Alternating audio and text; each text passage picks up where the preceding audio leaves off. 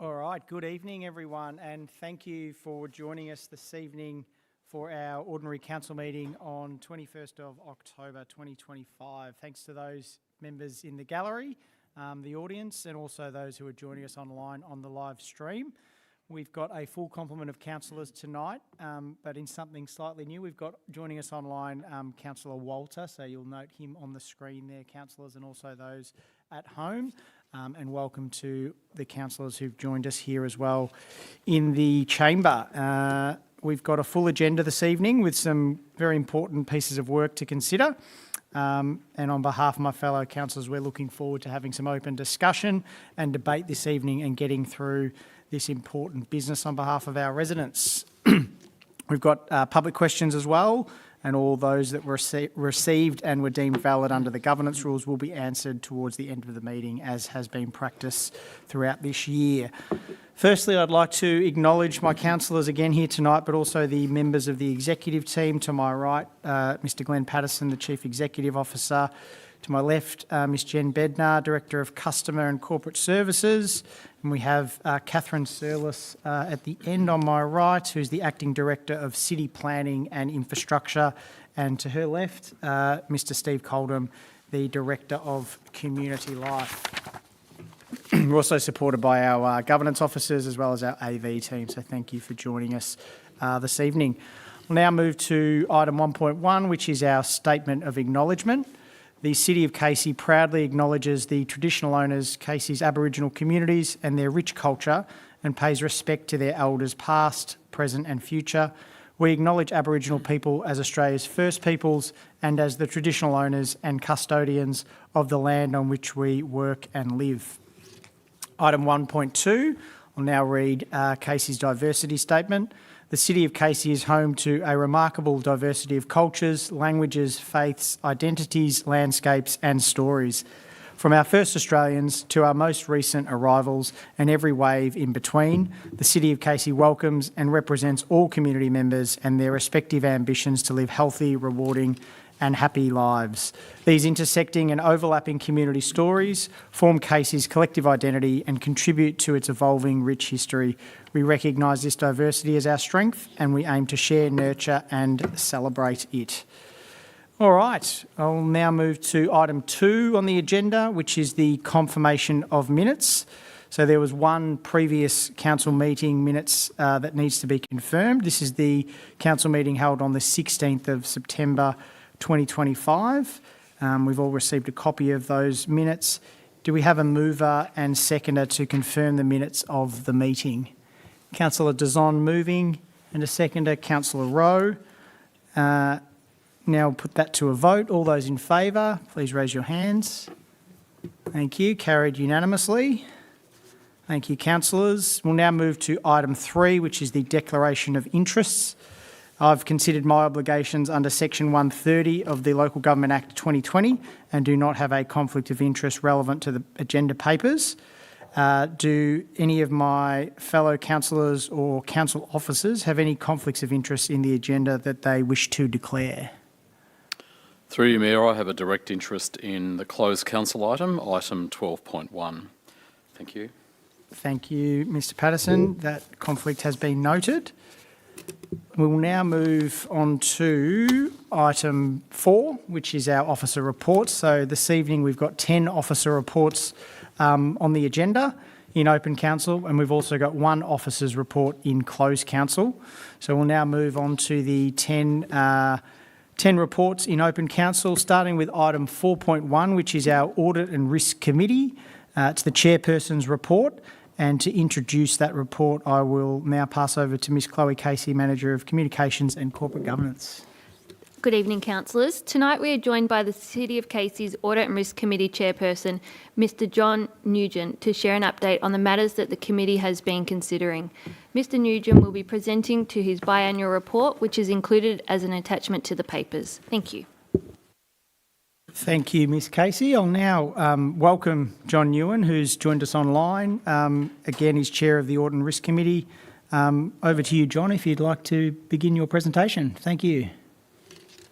Thank you and good evening, councillors. Thanks again for the opportunity to present the annual report covering the period from April to September 2025.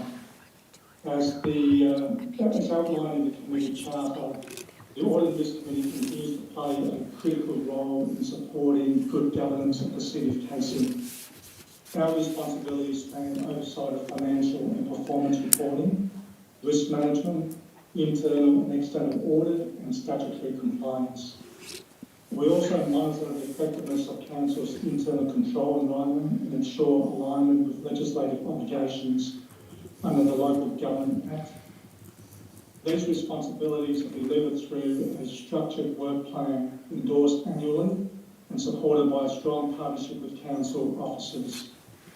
During this reporting period, the committee met on 3 occasions, on the 24th of June, 26th of August, and again on the 23rd of September. I'll now share some key highlights from those meetings. Firstly, external audit and financial reporting. The committee reviewed the Victorian Auditor General's Office interim management letter for FY25 financial year and noted the associated reports. We received and reviewed Council's draft financial statements for FY25 and engaged with officers on financial performance, asset valuation approaches, including the methodology for the PIPE classes, which are property, infrastructure, plant and equipment. These discussions ensure that Council remains audit ready and responsive to evolving accounting standards. Based on our review, the committee recommended that Council approve the financial statements, confirming their accuracy and compliance with applicable accounting standards. We also approved the performance statement for Council to approve. Next is Council finances. Council's financial performance remains a standing item. The committee received updates on budget performance and valuation strategies with a focus on transparency and long-term sustainability. These engagements support Council's financial stewardship and reinforce our commitment to responsible governance. Under risk management, the committee received quarterly updates on the transformation programs, audit, risk governance and assurance activities. We also reviewed Council's risk management status across both Q3 and Q4 of the FY25 financial year.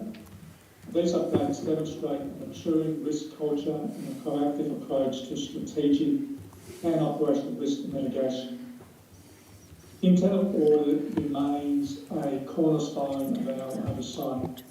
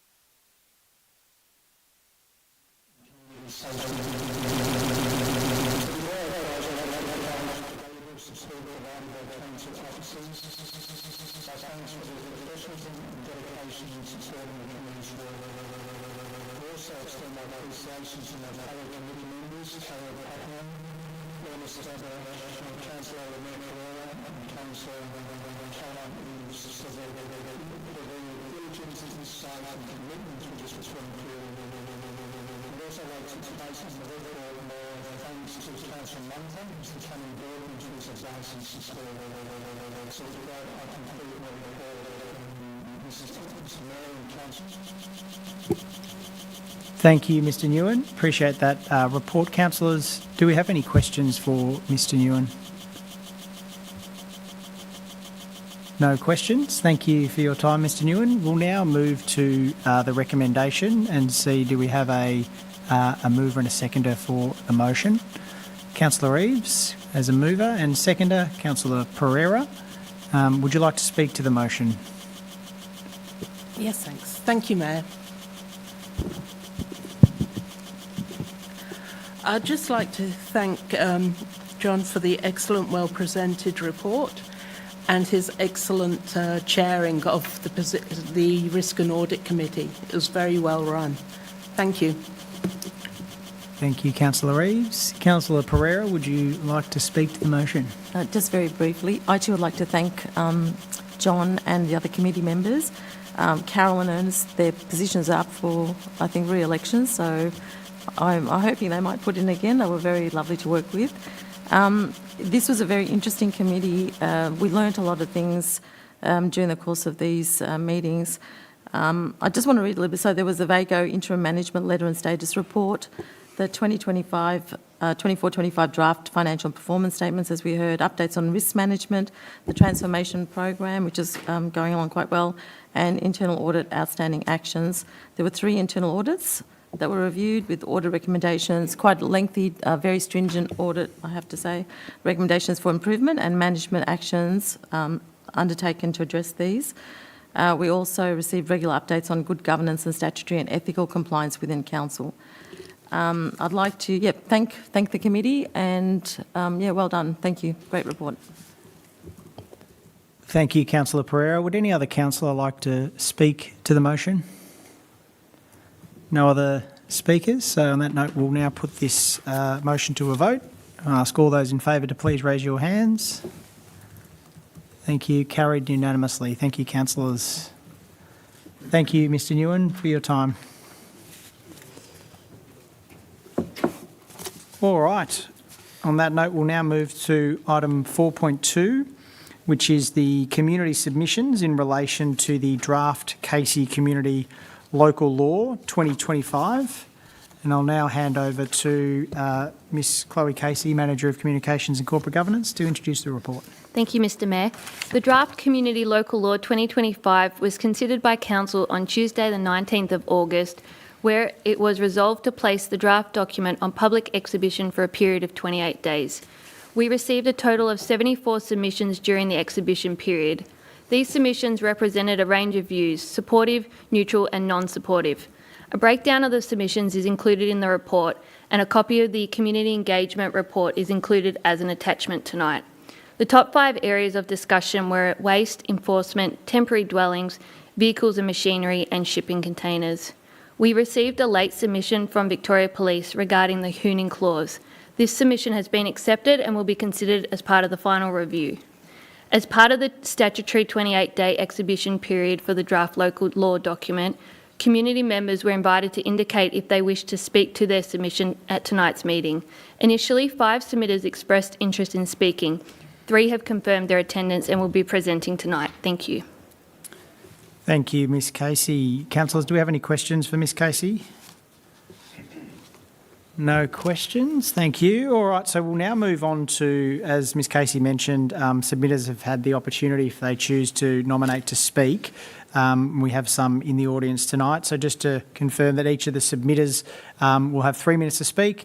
I'll call you up individually to the table which is set up there when it is your turn to present your submission. And I'd just also like to remind those in the gallery, but also fellow councillors, that the purpose of tonight is to listen to the submissions for those who've submitted and chosen to speak, and there won't be an opportunity to ask questions or respond to submitters tonight. That will occur in December when the local law will come back for a vote. So on that note, I will now call up Amanjit Gill, if you're available. Thank you, Amanjit. So if you'd like to take a seat, and I know it can be quite daunting to speak 3 minutes or however long you like straight, so please take your time, and we look forward to hearing your submission. Thank you. Good evening to the Mayor, councillors, council staff, and above all, to the people of Casey who deserve the best. I'd like to focus on how important this draft law is by elaborating on what I believe is at the root of the community's disquiet about the existing law, the gradual erosion of both our rights and our access to justice. On paper, we seem to have the same rights we had before, but in practice, it's getting harder and more expensive for common people to exercise those rights. And in my view, a right you can't exercise is a right you don't have. If you have means, this won't affect you as much. You can pay for access to justice and to get around laws and regulations. There's always an exemption or workaround for people who can pay a consultant. By contrast, common people exercise their rights only at the pleasure of whoever is in charge, figureheads we have little access to and little influence over. So when decision makers get it wrong, there's no recourse other than email or an online complaint form. Justice for common people is a montage of bureaucrats closing the door in our faces. It's institutional gatekeeping. At the heart of it is a belief that those in power understand our needs better than we do. And because of that, we're an impediment, a problem that needs to be managed. So when any government encroaches on the last few things we have any control over, our private property and our private pastimes, it's an intolerable violation, and it fueled the extraordinary anger that was unfairly directed at you, new councillors, in February. But instead of turning away from us, you turned towards us, and you confronted the anger by listening. As a result, we have a draft law that better reflects Casey, who we are and how we live. It reflects your trust in us and your belief that we matter and that our contributions matter. And importantly, it goes some way to restoring our rights. For that, I thank you.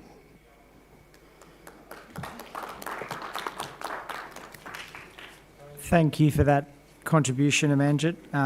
Appreciate the time and effort and joining us here this evening. We've got two other speakers noted down as potentially submitting, but I don't think we've had confirmation of attendance. So I'll now ask if Bartholomew Molino is here and would like to speak to their submission. No? Thank you. And we have one other resident who's submitted and has noted they may want to speak. Excuse me if I pronounce this incorrectly, but Mulai Vendan Arya Puthri, are you with us this evening and would you like to speak? Not in attendance. So thank you for your contribution, Ms Gill, and also to all of the contributors who've taken the time to submit their contribution to our review in this final stage of consultation and review.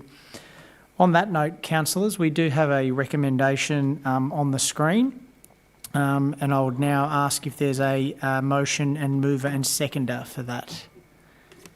Councillor Ambros is moving. Do we have a seconder, councillors? Councillor Taylor. Anyone speaking against the motion? No? We'll now move. Councillor Ambros, would you like to speak to the motion? Through you, Mayor, yes, I would. Thank you for coming today and speaking to this particular agenda item. We did bring this back into council some time ago, and I'm really grateful for all the individuals that did participate and provide their feedback. And I think you said it well. It reflects the community, and I am very proud to see where it is. So thank you. That's all. Thank you, Councillor Ambros. Councillor Taylor, seconder, would you like to speak to the motion? Yeah, the fact that we had 74 formal submissions is huge. So I think that that says everything about what this meant to the community. These submissions are now being reviewed before the final version of the local law is brought back in December. The aim is to make sure that the law is fair, practical and easy to understand. So yeah, I want to thank everybody who has made a submission. Thank you. Thank you, Councillor Taylor. Would anyone else like to speak to the motion? Councillor Ross. Thank you, Mayor. I wasn't going to say anything until we had that lovely speech from the resident, and the fact that this has helped earn back some resident trust is not something we take lightly. But we only did that because the community spoke up. And I would love to see that passion and that community consultation continue with many of the other initiatives that are going to be brought forward. There is always something there looking for resident feedback on our website. So please keep this up and let us help represent and protect your rights and your views as we continue. Thank you, Councillor Ross. Would anyone else like to speak to the motion? Councillor Pereira.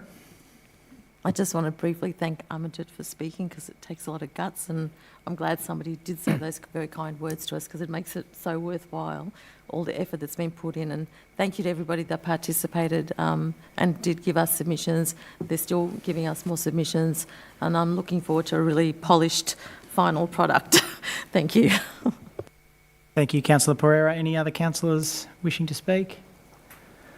No, I might make a final contribution before we go to a vote. I'd like to thank Ms Gill for presenting today. It does take some courage, but you've been a contributor to the consultation, but also part of the community discussion, which I think has been really important and really positive out of this whole process. I mean, as Councillor Taylor noted, 74 submissions, but we also had 1,000 in the original review that we've done. And I think what I'd say is that on behalf of councillors, we will take these additional submissions seriously, and we'll take that on board and look to come back with potentially some further changes just to make sure we get this right. But it's been a thorough process. It's taken near on a year, but I think we've done it the right way, and I'm pleased with this step, so I'll be supporting this motion. On that note, if there's no other speakers, we'll put this motion to a vote. Can I ask all councillors in favour to raise their hand? Thank you. That's carried unanimously. Thank you, councillors, and thank you to Ms Gill for submitting. Moving on now to our next item, which is item 4.3, the annual report for 2024-25 financial year. And we have Ms Marion Grigg, the Manager of Strategy, Innovation and Transformation, to speak to the report. Ms Grigg. Thank you, and good evening, councillors. The Local Government Act requires council to prepare an annual report in respect of each financial year. More than a legislated obligation, the annual report affords the opportunity to transparently detail the council's performance for the previous financial year. The annual report 2024-25 I'm presenting tonight provides clear reporting against the final year of the Council Plan 2021 to 2025 and the 2024-25 budget. It also details a number of significant projects and service improvements delivered to the community across the year. The annual report consists of 3 parts. Firstly, the report of operations. This includes information about the operations of the council, including the results achieved against the prescribed indicators and measures of services. Secondly, the performance statement, which includes audited results achieved against the prescribed performance indicators and measures. And thirdly, the financial statements. These are the council's audited financial statements prepared in accordance with the Australian accounting standards. As referenced in item 4.1 tonight, the draft financial statements and performance statements were considered by the Audit and Risk Committee in August. The Victorian Auditor General's Office provided unqualified audit reports on the financial statements and the performance statements. These statements were formally signed at the council meeting on 16th of September. It should be acknowledged that since the publication of the council meeting agenda, minor amendments to the report content have been made. These changes are to pages 83 and 84 concerning the action update on Ray Baston Reserve, page 107 to 108 concerning employment data, and page 117 to 118 concerning councillor, monitor and administrator expense data. These minor amendments will be reflected in the minutes of the meeting and the final annual report document. Following endorsement of the report this evening, it will be made available on Council's website and hard copies available at the City of Casey Customer Service Centres. Thank you. Thank you, Ms Grigg. Councillors, do we have any questions for the officer? Councillor Ross. Thank you. I have two questions. The strategic objective to decrease curbside contamination rates was not met. Does Council think the compulsory changeover in bin lids will help with this? Thank you, Councillor Ross. So we're hopeful that the change in bin lids will assist in reducing contamination for some residents, as it has improved signage on the lids for acceptable recycling items. The same bin lid colours will also be useful for residents who move between councils, so there's now consistency in which bins to use. And when the state government's standardised recycling list comes in, all councils will need to accept and recycle the same items, which should also help to reduce confusion. Thank you. Council facility utilisation averaged approximately 43% across 24-25. So increasing utilisation of Casey facilities to help facilitate connection in the community is a major priority and source of advocacy for councillors. Every week, residents share difficulties with accessing appropriate facilities for their group or their programs. What strategies have council in place to increase utilisation of our facilities? Thank you for your question. I may need to take that question on notice. Thank you, Councillor Ross. Any other questions? Councillor Perry?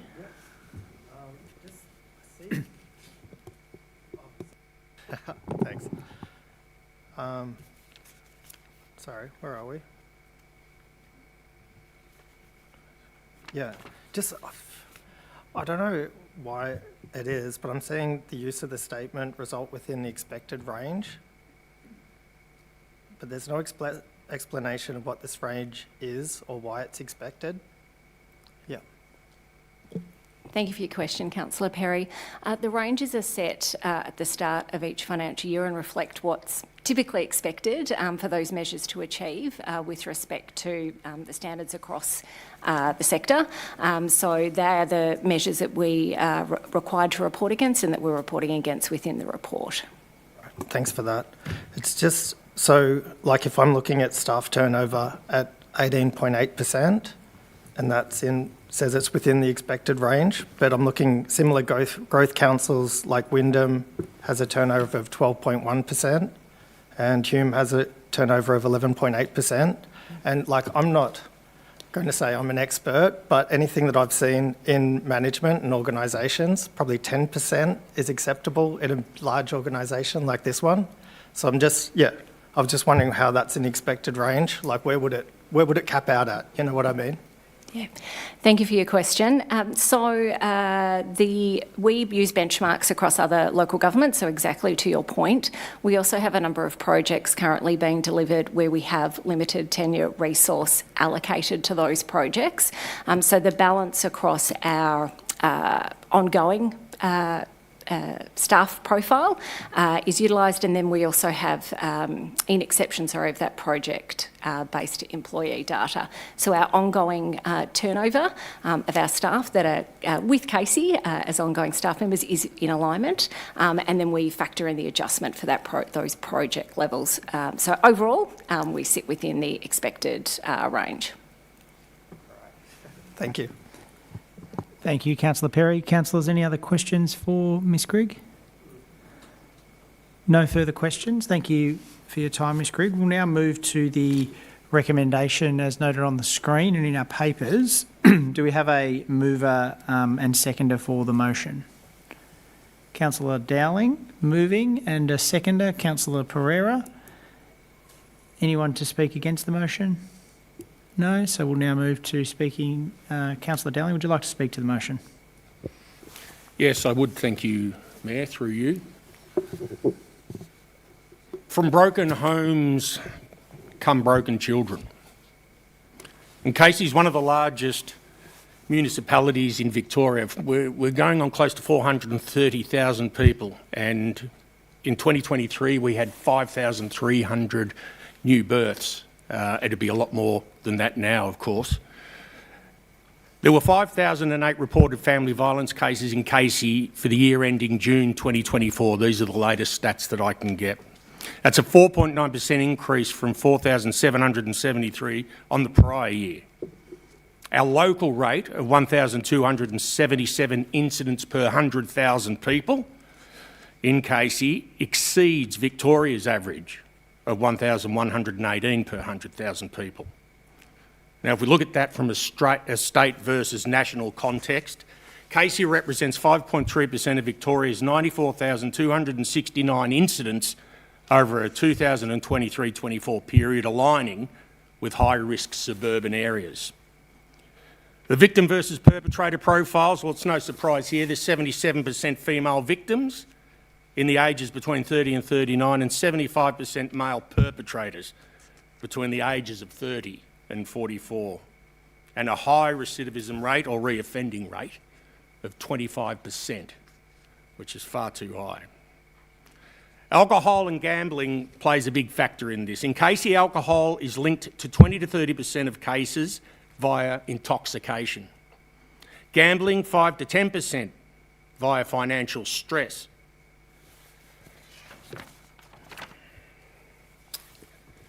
Casey's 21 to 25 prevention strategy includes education and police partnerships and support local hubs and state reforms from a 2016 Royal Commission. Probably need another one. Gaming venues in the City of Casey have made over $158 million in the last 12 months. In some cases, individual venues have made up to $28 million. We need a significant, I believe, we need a significant percentage of this put back into the supporting the community issues that suffer from these dreaded addictions.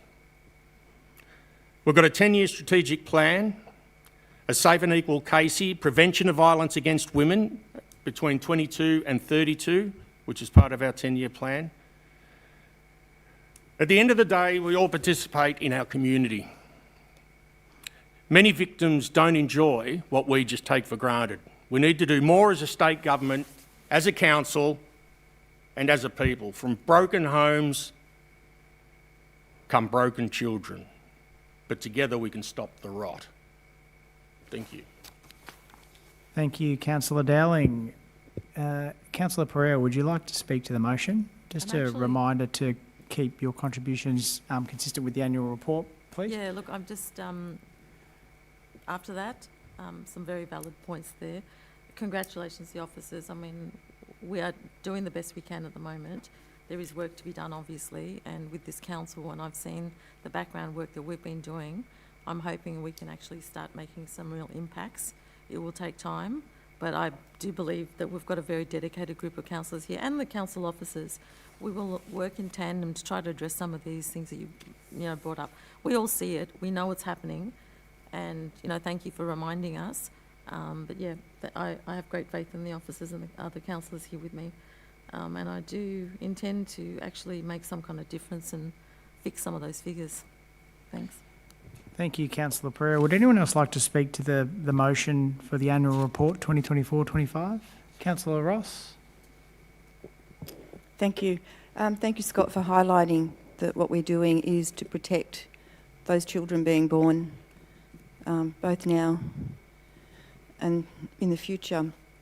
So one of the highlights on the plan was that's happened in this period was a Disability Inclusion Action Plan. Highlights in the Casuarina ward included completion of Stage 2 of Ray Baston Reserve, which is now fully complete, including a seniors exercise equipment station, which I believe is the first in Casey. Correct me if I'm wrong. The Cool Walks initiative is also mentioned, and I personally took part in that one, specifically the walk from Narre Railway Station to Fountain Gate, which is a route commonly walked by youth who are accessing public transport, and we're currently reviewing recommendations on that. So opportunities identified including improving youth engagement and access to education, and there were a range of youth initiatives such as the Youth Careers Forum, the Casey Youth Summit, with the Youth Action Committee and Youth Climate Action Committee and Amplify all being involved. We've done so much more to do, including developing more youth leadership opportunities, because the youth thirst to be involved and make a difference and advocate is to be honoured and supported, and that is reflected throughout the plan. Thank you. Thank you, Councillor Ross. Any other councillors wish to speak? Councillor Crowther. Through you, Mayor, I'd like to highlight Casey's improving rates of maternal and child health appointments delivered by our wonderful nurses. They've implemented Saturday morning appointments, which means more toddlers and families can attend the appointments, and it is increasing the number of Casey children that are receiving these vital appointments. I'd also like to highlight a key capital project delivered in Cranbourne Gardens Ward, which is the upgraded Piersdale Reserve, Recreation Reserve, to improve female participation in sport. And combining this upgrade with the planned lighting upgrade, the playground and skate park improvements, this will make the Piersdale Recreation Reserve a fantastic community hub. I have noted that rate capping is listed as a challenge for council in this report. I'm not sure that Casey's residents would agree. I think our community might see the rate cap as a bit of a protection for them. It ensures that council is remaining financially responsible, making efficient use of the limited funds and preventing waste. I can also reassure our community that we have noted the worsening trust in council score, and this councillor group is working very hard to improve this. We are the voice of the community, and we are working to ensure community outcomes are the heart of everything council does. Our councillor group is committed to improving transparency, engaging with the community and delivering actual outcomes for our community. So we hope to see this trust score improve over coming years. Thank you, Councillor Crowther. Would any other councillors like to speak to the motion? Councillor Dizon. Through you, Mayor. Overall, I would say that I'm pleased with the contents of the annual report.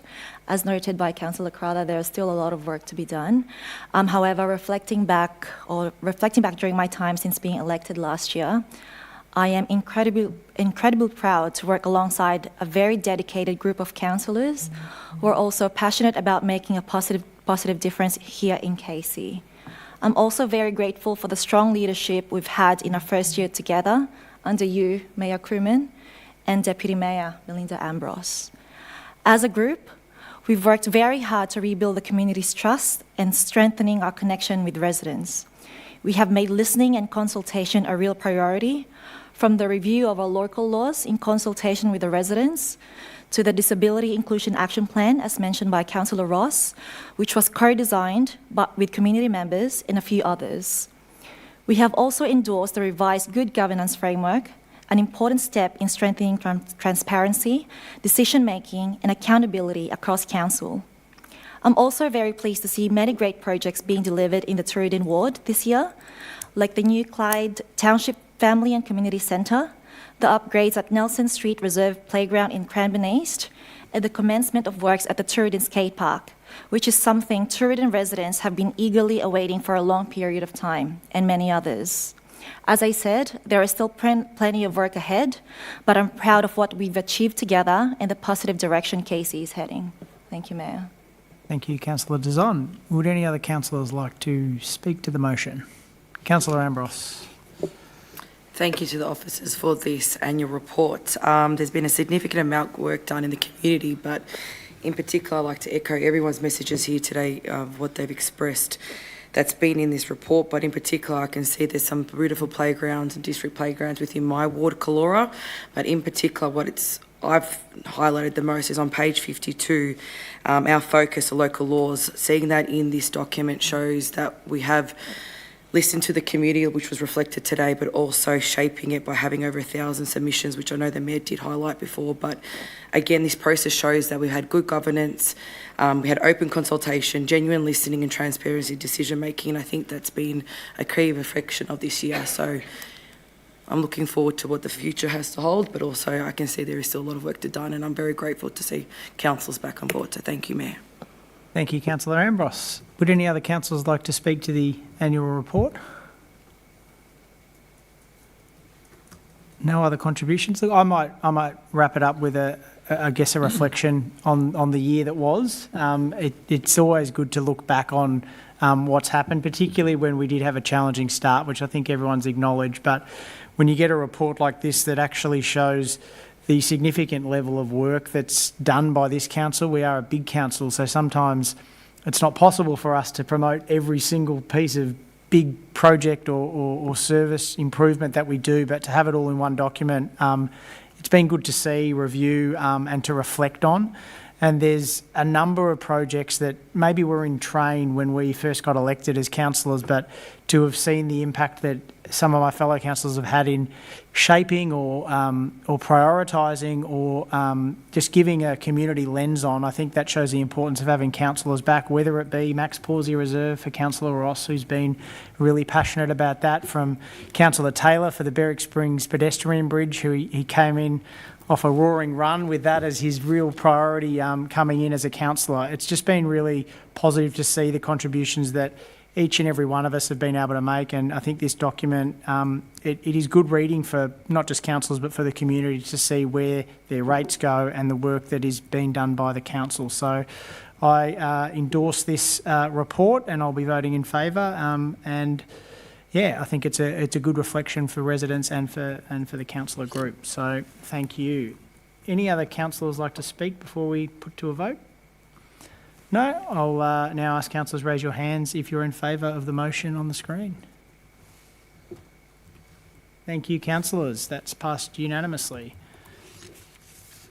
We'll now move to item 4.4, which is the 2024-25 financial year budget outcome. And we have Miss Melissa Baker, Chief Financial Officer, to speak to the report. Thank you very much, Mayor. I'm very pleased to introduce the year-end wrap-up financial report for 24-25. Although you have already received the financial results for the year and endorsed the annual financial statements, which were included in the annual report tonight, noting that these compare results year on year, this report is designed to provide you with the end-of-the-year results against the adopted budget. It also contains explanations for the major variances. We also have listings of carry-forward projects for both capital and operating that will be delivered in the next financial year. Finally, we have an allocation of surplus cash funds that will be directed to our strategic asset reserve. I'm pleased to note that the result for the 24-25 financial year is a surplus of $140 million. It is very important for a council to achieve a surplus in operations so that we're able to pay for our capital works program and also our loan borrowings. Following a reconciliation of council's cash result, that is deducting amounts that are accounting entries such as depreciation and non-monetary contributions, and inclusion of cash spent on our capital program and loan repayments, and putting aside the cash required to fund our carryover projects, we have a surplus of $5.538 million that we are able to allocate to the strategic asset reserves for future major capital projects. Thank you, Mayor. Thank you, Ms Baker. Councillors, do we have any questions for the officer? No questions. Thank you, Ms Baker. We'll now move to the motion or recommendation as presented on the screen. Do we have a mover and seconder for the motion? Councillor Walter online moving and Councillor Ross as seconder. Would anyone like to speak against the motion? No speakers against. So, Councillor Walter, would you like to speak to the motion? Through you, Mayor, yes, I would. I would just like to say that Ms. Baker and her team have done a superlative job on this document. Having limited accounting background myself, I understand how surpluses into a new financial year can be beneficial for everyone, and I applaud her efforts. Thank you, Councillor Walter. Councillor Ross, would you like to speak to the motion? Thank you. I'm not going to pretend to comment on the whole document, but I did want to point out a couple of capital projects that were delivered in my ward, Casuarina, and there's a lot that's also carried forward. But we did have upgrades to Bunjil Place audio and lighting, which helps maintain Bunjil as a premier regional arts venue. And the emerging artists hub in Webb Street was also completed. we have significant amount of work that's carried over, is what is normal, including Max Pawsey. There you go. The new district level playground, tennis pavilion, football and cricket, family-friendly change rooms are some of the items that are carried over. So it's really important to look at this report in detail and in context and understand that these things don't always fit into a nice financial year bundle. The Sports for All program, there's also a significant amount of that's in carry forward as well. And the Sports for All it's a small item on the budget, but it's a really important one. It's a key action in our Disability Inclusion Action Plan. It helps local clubs learn about disability inclusion and create opportunities for people with a disability to join as players, members or volunteers. So just as I said, it's a nice little action, a really important action item in the budget. Thanks, Councillor Ross. Would any other councillors like to speak to the motion? Councillor Reeves. Thank you, Mayor. I'd just like to thank Melissa for her excellent leadership of the financial services teams and thank her for her swift and very clear responses that she's provided to us all. Thank you. Thank you, Councillor Reeves. Would any other councillors like to speak to the motion? Councillor Pereira. So I just would like to thank Melissa, who's been most helpful, answers everything very quickly. And I just, I was reading during the week some councils that have gone bankrupt. And it's just a reminder how very lucky we are here, that we're managed very, very well. And I thank the officers for that, especially Melissa. Thank you. Thank you, Councillor Pereira. Anyone else like to speak to the motion? Councillor Perry. Yep. I just want to say there's a lot of work that goes into this and there's a lot to understand as well. I've found becoming a councillor and coming from a business background that it seems that everything is so expensive for councils that it's actually, well, I've got one example, Casey Panthers, they had $500,000 to spend and it just felt like the money goes nowhere. So to manage this kind of budget and, make it spread across the whole council, I know it's really difficult. And yeah, I just hope that we can, just get the best value for our residents. Thank you. Thank you, Councillor Perry. Would any other councillors like to speak to the motion?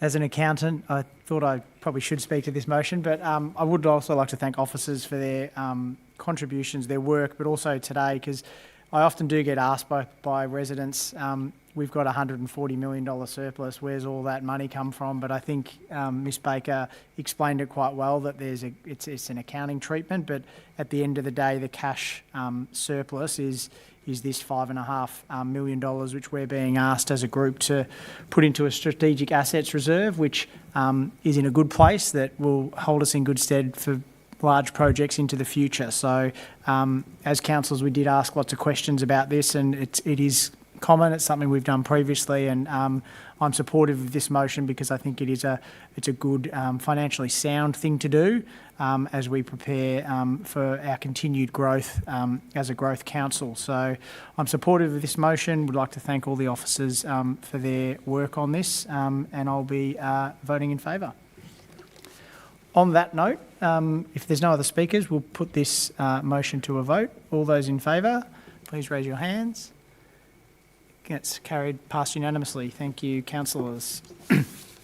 We'll now move to item 4.5, which is the road discontinuance between 131 and 133 Sladen Street in Cranbourne.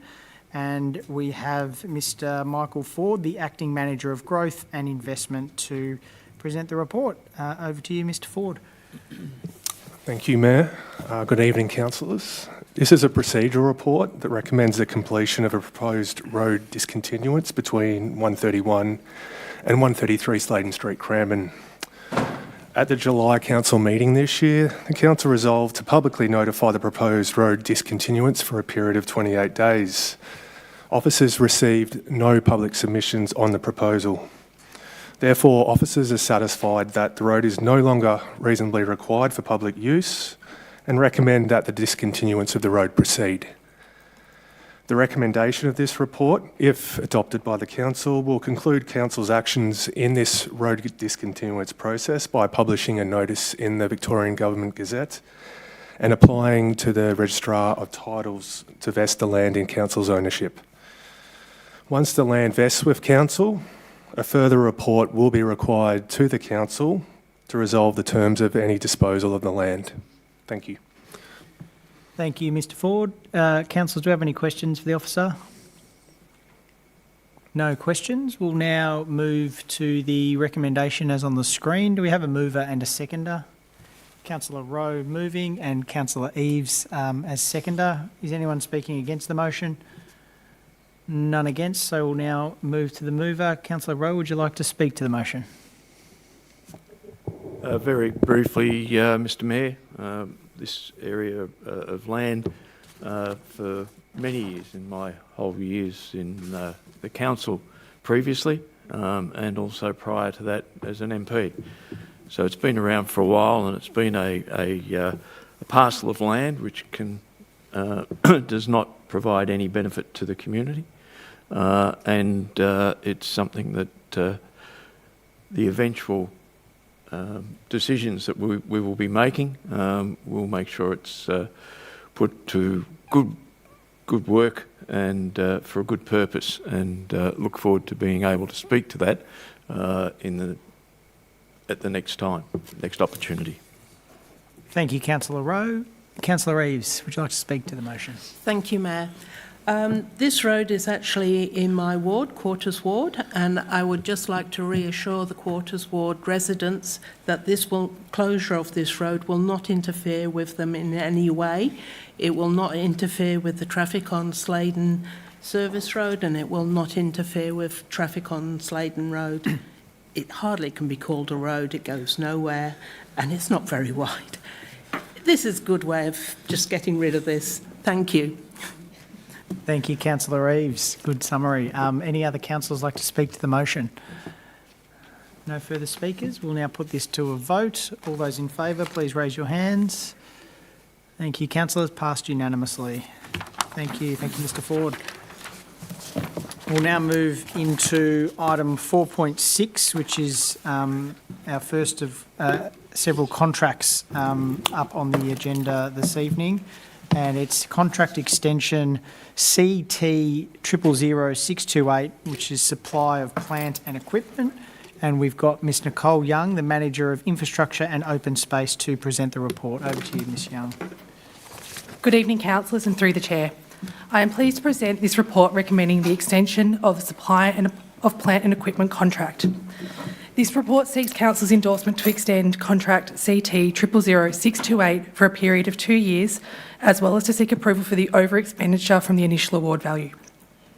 The services delivered under this contract include items such as woolsard maintenance, drain clearing, waste screening, and supply of specialised plant and equipment. The contract commenced in January 2021 with an initial term of 5 years. During the term of the contract, the City of Casey has experienced significant growth in infrastructure, driven both by the increased demand and evolving legislative requirements. As a result, the contract has exceeded the awarded value, which we are seeking to correct as part of this process tonight. If endorsed, the extension period will commence on the 1st of January 2026 and will end on the 31st of December 2027. Officers undertook a review of the services delivered by the contractors, as well as checking compliance to the requirements and legislation, and assessed value for money in the service. After reviewing the key elements, officers recommend the extension of this contract for the period of 2 years in line with the extension mechanism. During the 2-year period, officers will prepare a new contract to take to market. Thank you. Thank you, Ms Young. Councillors, do we have any questions for Ms Young? Councillor Ross. Thank you, Mayor. Prior to granting a contract extension, how do we assess the performance of our contractors? For example, contract number C2 000788 states that the contractor met performance indicators, whereas this report doesn't mention it, doesn't talk to performance. Thank you for the question, and through the chair. The mechanism in each contract is a little bit different. So the contract around electric lines clearance, C000788, is a lump sum contract which has legislative requirements and a set program that we can measure deliverables, whereas the contract that we're discussing here, CT000628, supply of plant and equipment, covers both the hire and usage of equipment as well as reactive works. So we, instead of measuring, be able to make broad statements like we did with the electrical lines clearance contract, we assess each individual work order or task that we allocate to the contractors to make sure that it's compliant and delivered in an appropriate time frame. Thank you, Councillor Ross. Councillor Perry? Yep. You said you assessed value for money. How did you assess that you were getting value for money? Thanks for the question, Councillor Perry, and through the Chair. We assess based on our knowledge of current market value to undertake services. We also look at what it takes when we have different mechanisms and different contracts to check current values that we have locked in for City of Casey. We also have the ability to look against other third-party panels that may not be quite the services we're looking for, but things like the Procurement Australia and the MAV panels that have similar like services that also we have access to their values and funds to check our value for money. Would you get other quotes? Thanks again for the question and through the Chair. These rates and contracted services are locked in for the period of the contract, both the initial term and the extension period. So we receive rates at that point in time. We don't receive rates during the lifetime of the contract. Instead, we do have CPI increases to make sure we're paying fair market value, but also still receiving best value. I don't know, like this CPI increases and things like that, they don't really happen in the real world. They only happen in government as far as I can see. You know, like, I don't know if we're getting the best value for money if that's what we're doing, if we're building that into contracts in this current market. Might take that as a comment. Thank you, Councillor Perry. Any other questions, councillors? No further questions. I'll now move to the recommendation on the screen. Do we have a mover and seconder for the recommendation? Councillor Pereira and seconding Councillor Rowe. Would you like to speak to them? Anyone speaking against the motion? No. Councillor Pereira, would you like to speak to the motion? That's all right, thanks. No, fine. Waiving rights. Councillor Rowe, would you like to speak to the motion? Just to say that this process that has been put in place has been the same for many, many years and delivered exceptional benefits to the City of Casey and its people. Thank you, Councillor Rowe. Anyone else to speak to the motion?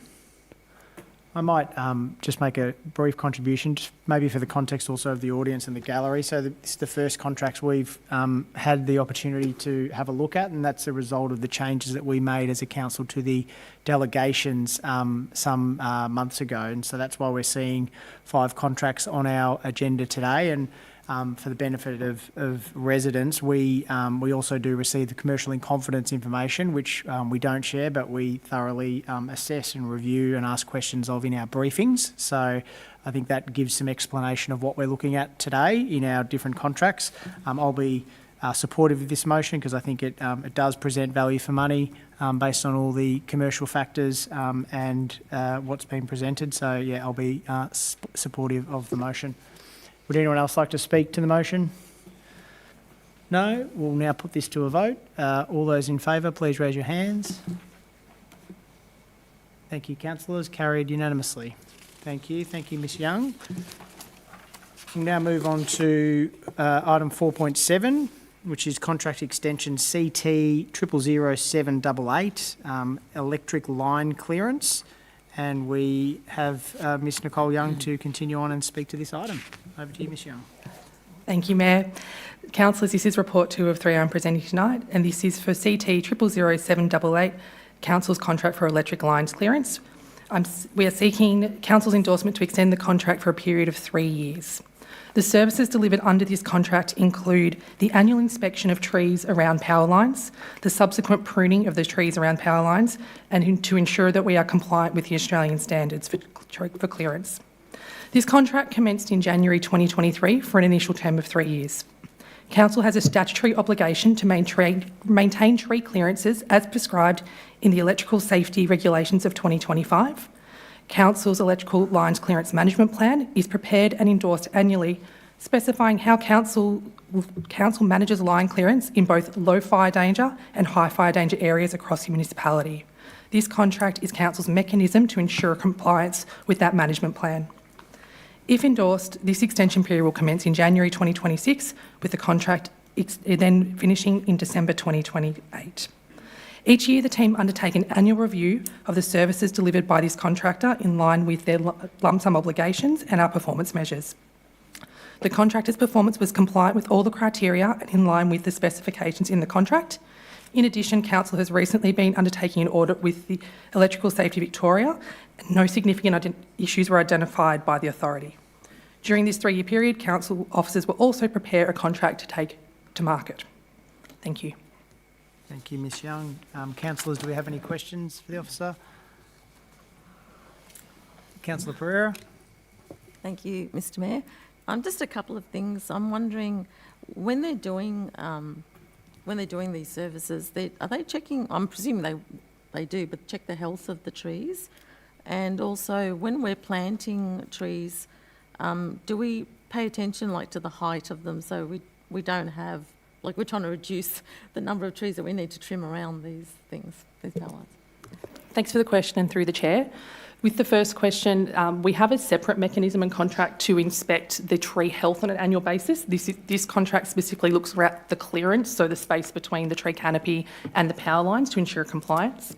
When we are doing planting for new trees in future, we do pick species that are relevant to the area, that we check things like the canopy cover, the height of that tree, to ensure that we are going to have adequate clearance around electrical lines when we do have overhead power lines still.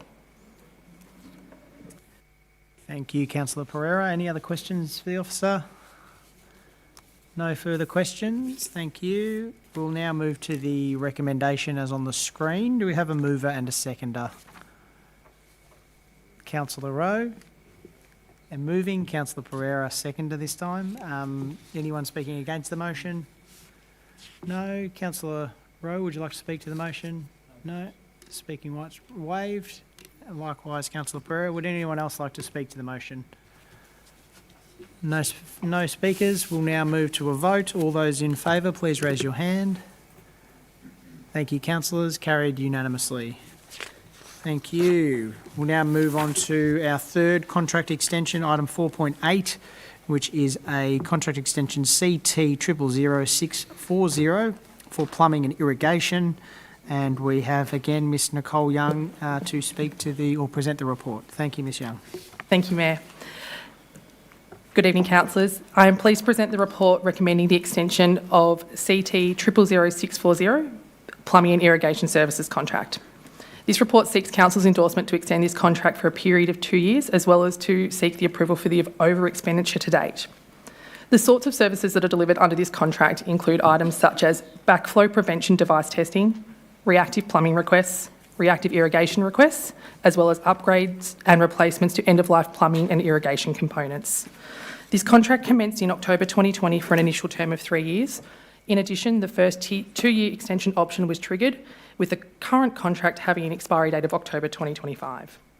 During the term of this contract, the City of Casey has experienced significant growth in infrastructure, leading to increased demands. As a result, the contract has exceeded the initial award value during the initial term and first extension period, which we will seek to correct tonight. Based on current workloads and the expanding asset base, we have had to anticipate spend during the 2-year extension period, which is in line with the adopted budget for financial year 26, and future funding for these works is in line with the long-term financial plan for the council. If endorsed, the contract extension will commence in October 2025 and will end in October 2027. This contract is a mix of limited lump sum or scheduled works as well as reactive works. So officers undertook a review of the services delivered by this contractor to ensure that we are compliant with our obligations and legislative requirements. After reviewing the elements of these contracts, we are comfortable to recommend the extension for the period of 2 years. Thank you. Thank you, Ms Young. Councillors, do we have any questions for the officer? No questions. All right. We now move to the recommendation on the screen. Do we have a mover and seconder for the motion? Councillor Eves moving. Councillor Oh, sorry, Councillor Walter, seconding. Thank you. Anyone speaking against the motion? No speakers against. Now, Councillor Reeves, would you like to speak to the motion? No, thank you, Mayor. Thank you, Councillor Reeves. Councillor Walter, would you like to speak to the motion? Nope. All right. Any other speakers? No speakers. We'll now move to a vote. As on the screen, all those in favour, please raise your hands. Thank you, councillors. Carried unanimously. Thank you, Ms Young. We'll now move to item 4.9, which is another contract extension, CT 001037, Microsoft licensing. And we have our Chief Information Officer, Mr Clint Allsop, to present the report. Mr Allsop. Thanks, Mayor. Good evening, councillors. This report recommends a contract extension for Microsoft licensing. Microsoft software includes the operating system, Office 365, file and data storage in Microsoft public cloud platform known as Azure, as well as various other components that underpin Council's technology, as well as ensuring robust information security and service delivery to Casey's community. The contract has been in place for 2.5 years, with approximately 6 months still to run. 2 one-year extensions have been made available under the existing agreement, which is via the Victorian State Government purchasing contract. The recommended supplier is Data3, who is our current registered Microsoft licensing solution provider. An extension of the existing agreement through the state purchasing contract provides significant operational savings over the next 2 years, particularly compared to entering a new agreement at 2025 prices. Given the extension offers prices and discounts as defined in 2023, 2 one-year extensions to the contract are recommended. Thank you, Mr Allsop. Councillors, do we have any questions for the officer? Councillor Perry. How do you know that those, like the extended price, will be cheaper than, negotiating a new contract now? Thanks, Councillor. Great question. Through you, Mayor. We've been given very solid evidence through Microsoft's public pricing that they're adjusting their pricing schedules, and those schedules are actually made public. And understanding those schedules, we're advised through licensed providers that you can't enter new contracts unless they go through the new schedules. And so our only way to achieve these discounts is through the existing contract. Thanks for that. So 2 years from now, you think we'll be in trouble? Through you, Mayor. Good question, Councillor. It's fair to say that Microsoft dominates the market for operating system technology and equivalent personal productivity tools. We are at somewhat their commercial liberty, but we will certainly do the best we can as we do to take part in those types of bulk purchasing agreements where we can that gets the best deal for Casey and the community. Thank you. Any other questions, councillors? Councillor Dowling. Through you, Mayor. How far above is the Microsoft platform compared to the second tier, or the one that's closest to it? Good question, Councillor. Through you, Mayor. It's a difficult one for me to respond to because it could be fairly subjective. But if I talk about some of the analysis that I'm aware of, and I'd say don't quote me for it, I think it'd be fair to say that Microsoft holds roughly 60 to 70% of the market, at least, particularly for operating system platforms at a personal device level. And if you compare it to the way in which it's used access, so your basic Office 365 suite, you're talking similar numbers, I would think, across the market as compared to the likes of Google G Suite, as an example, which is a competing technology for productivity tools. And the integration into our system that we have here is basically set up to work smoothly with that operation. Yeah, 100%. So through you, Mayor. It is a consideration for us that, the way the platform operates with all of our technologies, and so, the council operates on over 300 technology platforms, believe it or not, as a large, complex business. The reliability we have with the Microsoft platform is a key consideration for us, and its ability to operate as that is our foundational operating system. Thank you. Thank you, Councillor Dowling. Any other questions? No further questions. Thank you, Mr Allsop. We'll now move to the recommendation as on the screen. Do we have a mover and a seconder for the motion? Councillor Perry moving. Councillor Walter online, seconding. Any speakers against the motion? None against. We'll now move to the mover and seconder. Councillor Perry, would you like to speak to the motion? No, Mayor. Thank you. Thank you. Waive your rights. Councillor Walter, would you like to speak to the motion? Through you, Mayor, I would just like to say I am supportive as Microsoft has given me this platform to attend the meeting internationally tonight. Thank you for that contribution, Councillor Walter. Any other councillors wish to speak? Councillor Ross? I do have to say, based on that comment, Anthony, they also have the power to switch you off. So we basically have to support this. It's one of those things, as you said, Microsoft almost have a monopoly, and it's the most effective way for us to go at the moment. For me, it does highlight the concerns we have of relying on technology and on one provider in particular. So the discussion has been made about what are our plans for if technology does fail us, and we do have to be very mindful of that and all the risks that are inherent of having so many eggs in the technology basket. Yes, thank you, Councillor Rowe. I was going to say that word. But yeah, that's mainly what I wanted to say. I just felt it would be remiss to sit here when we're talking about Microsoft and not actually put forward an opinion on the risks that we have facing with that fact. Thank you, Councillor Ross. Anyone else like to speak to the motion? No. I would just like to thank Mr. Alsop for his contributions and the thorough briefing we received.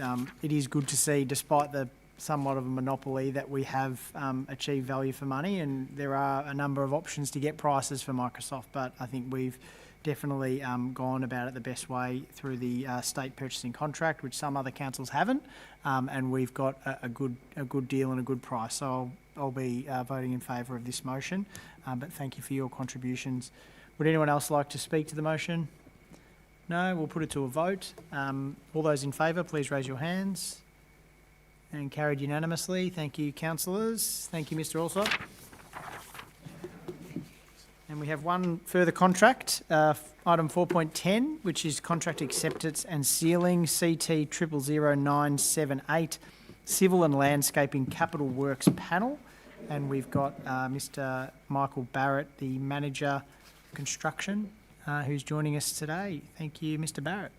Thank you, Mayor, and good evening, councillors. I'm pleased to present this report recommending the establishment of a Civil and Landscape Capital Works panel. Purpose of the report. This report seeks the Council's endorsement to establish a panel of pre-qualified contractors for the Civil and Landscape Capital Works projects valued up to $1 million. The panel will support the efficient delivery of our Capital Works programme. There is no financial commitment at the time of contract execution. All future engagements will be subject to Council's instrument of financial delegation and project-specific approvals. If endorsed, the contract will commence on the 1st of November 2025 and is structured for an initial 2-year term with 2 optional 2-year extensions. Each year, Council commits to a significant capital works programme. Establishing this panel ensures we have the capacity and flexibility to deliver the projects efficiently and to a high standard.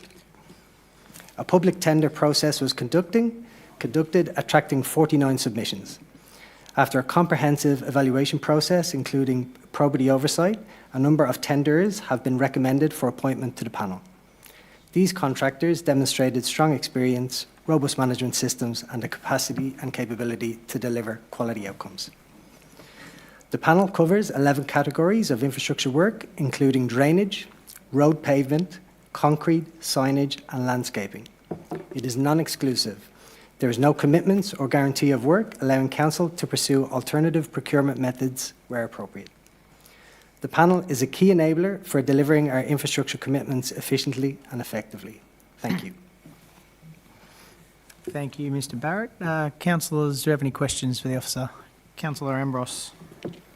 Through you, Mayor, yes, I do. I would like you could please clarify the value and the purpose of the panel contract and confirm whether it commits the Council to any future work or obligations. Thank you. Through you, Mayor, thank you for your question, Councillor Ambrose. There will be no financial commitment at the time of execution of this contract. Each engagement with the panel will be up to a maximum value of $1 million and will be subject to the financial approval according to Council's Instrument of Financial Delegation. Council officers estimate that the value of work that could be delivered via the panel over the lifetime of the contract to be approximately $57 million. The individual projects are approved as part of the annual budget adoption process each year. The City of Casey undertakes a large annual capital works programme that includes the delivery of landscaping and civil infrastructure. Panel arrangements can be utilised to achieve efficiency in procurement operations by reducing the need for multiple tenders with similar or related scope, saving time in project delivery and resource commitments, while also reducing cost to council and having to approach the market on a repetitive basis for similar projects. This panel arrangement will be non-exclusive, and as mentioned, there is no financial commitment and there is no guarantee of work allocation. Council will reserve the right to undertake alternative procurement processes in line with our procurement policy, should officers determine the requirement to do so. This, for example, would be to complexity of projects or inconsistent quotations against the market value, market average. Thank you. Thank you, Mr. Barrett. Any other questions? Councillor Ross? Thank you, Mayor. Just one question. Is there ever times where projects are undertaken that have not been previously approved through the budget process?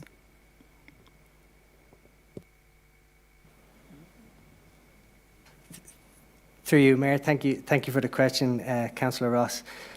Each year, Council will adopt, through the annual budget, the Capital Works Programme. Any projects, I believe, that will be endorsed into that capital programme would have to go through the relevant approval process. Thank you. Just a further question in relation to that. So I noted potentially up to 57 million over the course of this panel operating.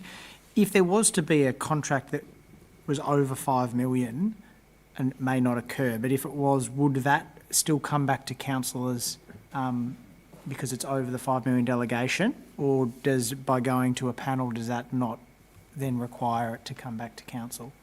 Thank you for the question, Mayor, and through you, Mayor. Any engagement with the panel would be up to the value of $1 million and would follow the financial instrument of delegation. Any project over the value of $5 million will indeed come back to council for endorsement. Thank you.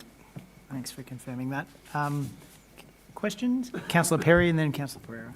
Yep, just a quick one. So it's part of the process. Have you got approved rates for each job that might need to be done in that, like say, for example, 100 metres of pipe or whatever it is? Is there an pre-approved rate for that with each supplier? So there is thank you for the question, Councillor Perry, and through you, Mayor. There is selection criteria that the panel evaluates on. The selection criteria is both price and non-price criteria. In relation to price criteria, 3 examples were sought to be presented in relation to projects of similar nature. Infrastructure projects can be quite individual in their complexity, but as best we could, we sought pricing in relation to projects that are of similar nature that would have been delivered previously. Yep.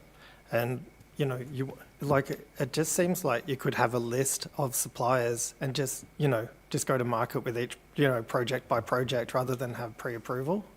You know what I mean? Yeah. Yes, great point, Councillor Perry, through you, Mayor. The establishment of a panel allows us to engage directly and seek quotations through the panel. This mitigates the need to go to tender, public tender, each time for similar based projects, which could reduce the time frame of up to 12 to 16 weeks. A tender process each time is 12 to 16 weeks. So this would allow us to shorten that time frame, which would allow us to efficiently and effectively deliver more projects in the annual term. All right, thank you. Thank you. Thank you, Councillor Perry. Councillor Perry waived. Councillor Ross. Just a follow-up question. And what's the cost each time we would have to go out for those individual tenders? Thank you, Councillor Roth. Through you, Mayor, again. Please don't quote me on this. It's probably more of a procurement question, but in approximately around $40,000 per time we go out for public tender.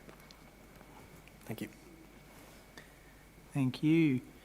One other question, Mr. Barrett. In terms of the opportunity for businesses to be part of this process, obviously there was quite a few expressions of interest, which was good. But what's the process for advertising to ensure that we get there's an opportunity for people to be part of this if they choose to? Thank you, Mayor, for the question. So the public tender forum is advertised through Tenderlink, and at which most contractors are aware of Tenderlink and can apply through the Tenderlink process. Thank you, Mr. Barrett. Any further questions? No further questions. Thank you for your time. On that note, we've got a recommendation on the screen. Have we had a mover yet? A second on this? No? No. Do we have a mover and a seconder for the recommendation? Councillor Rowe moving. Councillor Pereira seconder. Anyone speaking against the motion? No. Councillor Rowe, would you like to speak to the motion? Thank you, Councillor Rowe. Councillor Pereira, would you like to speak to the motion? It's just to say, thank you, Mr. Mayor, just to say it's an efficient way of doing business, that's it. So it makes things easier, smoother for council to conduct its routine business. Thank you. Thank you, Councillor Pereira. Would anyone else like to speak to the motion? We'll now put that to a vote. All those in favour, please raise your hand. Carried unanimously. Thank you, councillors. Thank you, Mr. Barrett. All right, that completes our reports in open council at item 4. So we'll now move to item 5, which is consideration of reports of committees. So are there any councillors who wish to speak to any matters of committees they're on from the last month? No speakers. Thank you, councillors. So we'll now move to item 6, which is decisions made over $1 million under the S5 instruments of delegation.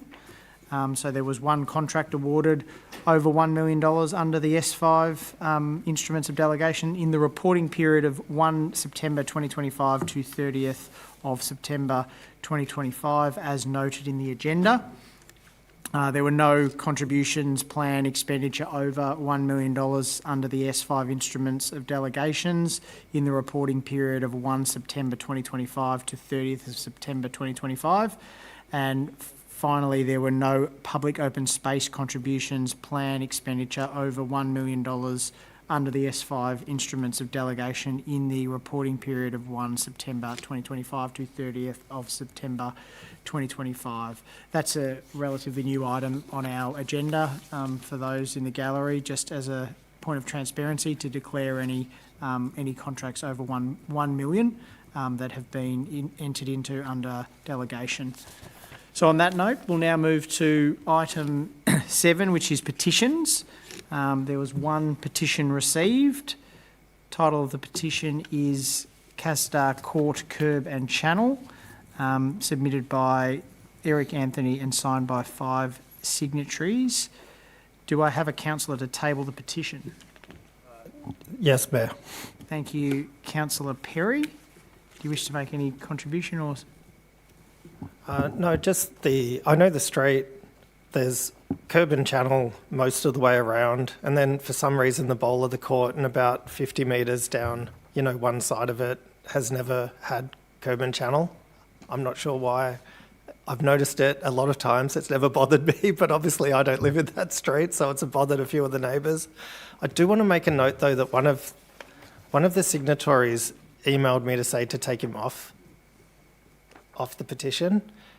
Do I just cross his name out? I'll just get some governance advice on that. Yep. Yeah, if you I'll send it forward through that on on, we email. can have that Okay. noted and removed from the petition, but the petition will still stand. Yep. Thank you, Councillor Perry. you. So we'll take that petition as tabled. Thank you, and just noting that we'll receive a full response from the CEO. Thank you. We'll now move to item 8, which is a notice of motion. So there's one notice of motion for this evening's council meeting, and that's from Councillor Pereira. We'll just have that wait for that, will come up on the screen.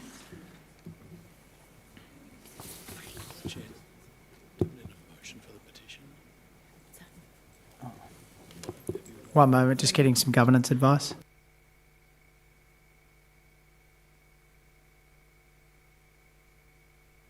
Just confirming that that petition's table doesn't require a motion under the governance rules. So that was for item 7, the petition. So item 8, notice of motion. So we have that now on the screen. And we'll now move to Councillor Pereira. Would you like to introduce the notice of motion? Thank you, Mr. Mayor. Would you like to get a seconder for my motion? I'll move. Yeah, so you'll be moving the motion as presented on the screen. Do we have a seconder, councillors? Councillor Perry, seconding the motion. Thank and you. we'll now allow Councillor Pereira to speak to the motion. Thank you, Mr. Mayor. Councillors, this notice of motion seeks a common sense step to protect our ratepayers and ensure transparency in how we manage long-term waste arrangements under, I'm going to call it SEMWAP, I don't know how else to pronounce it. Over the past few years, there have been major shifts in both state and federal waste policy, including the new circular economy strategies and the ongoing state government inquiry into waste to energy. These changes have the potential to significantly affect the viability and compliance of existing waste contracts and partnerships. At the same time, we've seen warning signs both here and overseas. Many international waste energy projects, including gasification and mechanical biological treatment plants, have struggled with technical failures, cost overruns and rigid long-term contracts that left councils bearing the financial risk. We also now have the case of Paper Australia, Opal, suing the Victorian government because a change in state policy disrupted a major supply contract. That legal action highlights exactly what can happen when government direction shifts and long-term agreements don't have the flexibility to adapt. This motion simply asks that our officers write to the SEMWAP board seeking assurance that the agreements currently in place remain compliant, transparent and financially sound in light of these developments. It also asks that an officer report come back to council by February next year, summarising the responses. It's not about criticising the partnership, it's about due diligence, good governance and ensuring that our community isn't exposed to unnecessary financial or environmental risk down the track. In short, this is about protecting ratepayer value, ensuring accountability and upholding our responsibilities under the Local Government Act 2020 for transparency and prudent financial management. Thank you. Thank you, Councillor Pereira. Councillor Perry, would you like to speak? Yes, please, Mayor. I think this report idea is an excellent initiative, and I commend Councillor Pereira for the work on this matter the whole time I've known her. It comes down to transparency. Our residents see it as only reasonable that we hold any partnerships that we enter into up to the light. So if council is looking to sign ratepayers, and council up to huge contracts, we must account for due diligence, regardless of what we think are the merits of the work individually. We shouldn't be afraid to ask other levels of government and businesses we deal with to have Casey residents' best interests front and centre, and it will assist the outcome as for us, if we know what's happening and what position we're in, that we're always acting for our residents. And I think residents also want us to be looking at other ways to manage waste. The WTS decision is still with VCAT. There's an inquiry into waste to energy coming in early 2026 at state government level, and we need to think about what other options we have. We must also seriously consider reducing waste. I know our bin sizes have gone down. They look comically small now, but I guess that's got to make people use a little bit less waste. And incineration, it's been a contentious issue the whole time we've been on council. So any report or anything that sheds more light on it is really important right now. Thank you. Thank you, Councillor Perry. Would any other councillor like to speak to the motion? Councillor Reeves. Thank you, Mayor. I'd just like to point out what SEMWAC is. It's the South East Metropolitan Advanced Waste Processing Corporation. It consists of 9 councils, including us, who have banded together to enter a waste supply agreement with Maryvale EFW Project Corporation. The reports requested are reports that would be generated by any organisation as part of their strategic scanning of their operating environments. I don't think they're very difficult reports to provide us. Thank you. Thank you, Councillor Eaves. Would any other councillor like to speak to the motion? No? I'll speak to the motion. I'm supportive of this motion. I'd like to thank Councillor Pereira for her continued advocacy and interest in this topic. As Councillor Eaves mentioned, this is in relation to an alliance or a consortium that the council entered into. It was prior to our arrival as elected councillors, but it's obviously a significant contract. So I think I'm supportive of this motion because it goes back to that consortium with some genuine questions and for consideration, and I think it's things that have been raised that we hope that the consortium are considering and that they can report back on for our information as a new council coming into this situation. So I'm supportive of the motion and I hope if it is passed to get some further information in the new year. So I'll be supportive. Thank you. Any other councillors wish to speak? I'll now go, no other councillors speak, so I'll now go back to the mover, Councillor Pereira, if she'd like to speak again. Thank you, Mr Mayor, and thank you, Councillor Rees and Councillor Perry. Councillor, this motion is not about opposing waste innovation, it's about responsible oversight. The world of waste management is changing rapidly and we have a duty to make sure our agreements keep pace with those changes. When policies shift, technologies evolve, or markets collapse, as we've seen internationally, councils can be left carrying the cost. A simple review and assurance process now could save us from major financial and legal exposure later. CEMAWEP was established to deliver regional cooperation and efficiency, ensuring its governance and contracts remain compliant with current legislation and best practice strengthens that partnership, not weakens it. I'm simply asking for transparency, risk awareness and accountability, the foundations of good local government. I commend this motion to Council. Thank you. Thank you, Councillor Pereira. We'll now move to a vote on the motion as on the screen. All those in favour, please raise your hands. Thank you, councillors. Carried unanimously. Thank you. We'll now move to item 9, late reports. There were no late reports for this council meeting, so that takes us to item 10, which is our public questions. Before we begin, I just wanted to acknowledge and thank all of the community members who've taken the time to submit their questions, but also those who've joined us here this evening to have their questions heard and answered at our public meeting. So on that note, I'll now hand over to the CEO, Mr. Glenn Patterson, to take us through the public questions for this evening. Thank you, Mayor. The first question is submitted by Akriti Kool. On working days, Marinda Park Station parking is full by 7:40 a.m, with cars spilling onto green strips and over curbs, risking infrastructure damage. Unlike Lynbrook Station, which lacks space for a multi-level facility, Marinda Park's car park is not close to residential properties.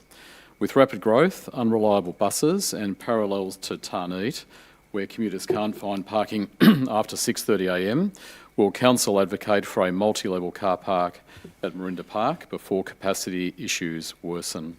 And the Acting Director, City Planning and Infrastructure will respond. Thank you for the question. We recognise the challenges our community faces in accessing reliable public transport for work and school, and we understand the urgency of addressing parking constraints at train stations. Council continues to advocate to the State Government for improved public transport options, including more frequent and direct bus services. This advocacy is driven by the region's rapid population growth and the limited reliability of the existing bus networks. A key priority for Council is the extension of the Clyde Rail Corridor, which would deliver additional train stations and help alleviate the pressure on current transport infrastructure.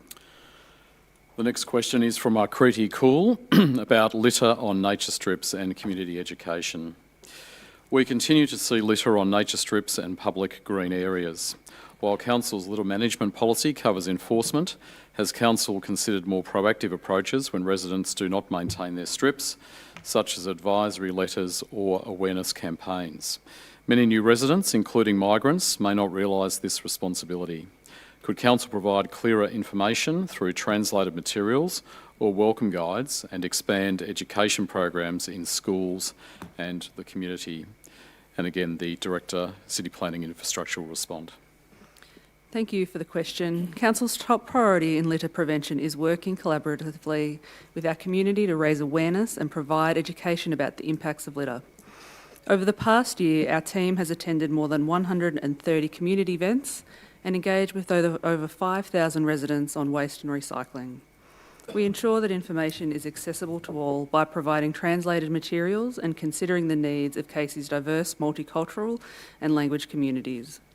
Council also employs a dedicated litter prevention officer who responds to reports of dump rubbish and conducts proactive patrols across the municipality. Our team is always open to new opportunities to connect directly with community groups. If you or your group is interested in partnering with us or learning more, please reach out via Council's website. The next question is from Ian Wood about council public parks. My property backs onto a council park. I know it is breeding season, but this problem with the Indian minor birds that inhabit the park is becoming extreme. When myself and family go in our backyard, we are constantly getting swooped on. Also, when it is windy, my roof is filled with bits of trees that come into my property from the park, resulting in the need to clean my roof all the time. My question is, what policy does the council have with regard to controlling the numbers of these birds? And again, the Director of City Planning and Infrastructure will respond. Thank you for the question. The common or Indian myna is not a declared pest animal under the Victoria's Catchment and Land Protection Act 1984, meaning there is no legal obligation for landowners or councils to undertake control measures. However, it is recognised as an invasive species with significant impacts on biodiversity, agriculture and public amenity. Council is developing a municipality-wide pest management strategy, and the common myna will be considered as part of this process.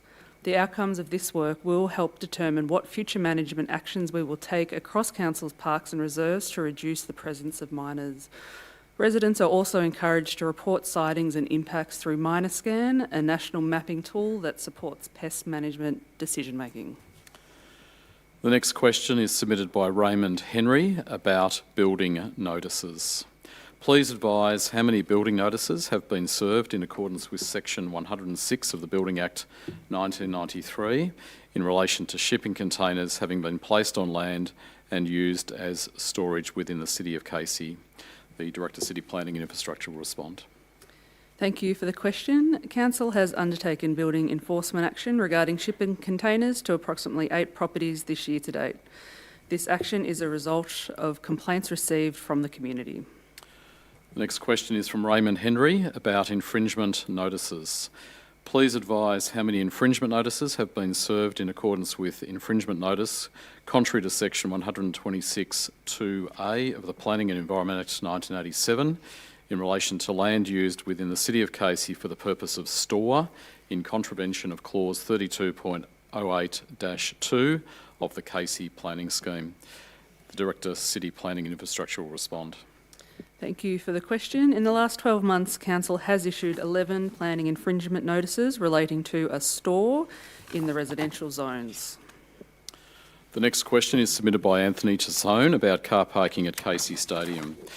Given that Monash Health has confirmed free ongoing parking at the Cranbourne Community Hospital, will Council review the recently introduced timed parking restrictions around Casey Stadium and the broader precinct to ensure they remain justified and fair to local residents, families and sporting clubs?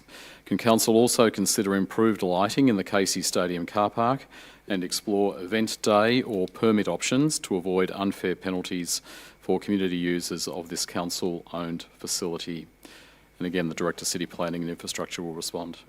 Thank you for the question. In preparation for the hospital's opening, Council has introduced new time parking restrictions around the complex.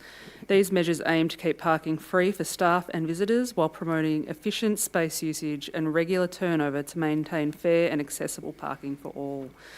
The precinct now offers a variety of parking options, including spaces with 1 hour, 2 hour and 3 hour limits, as well as some unrestricted areas. Most time-based restrictions apply from 6 a.m. to 6 p.m. Monday through Saturday. Council officers will continue to monitor the effectiveness of these restrictions over the next 3 to 6 months.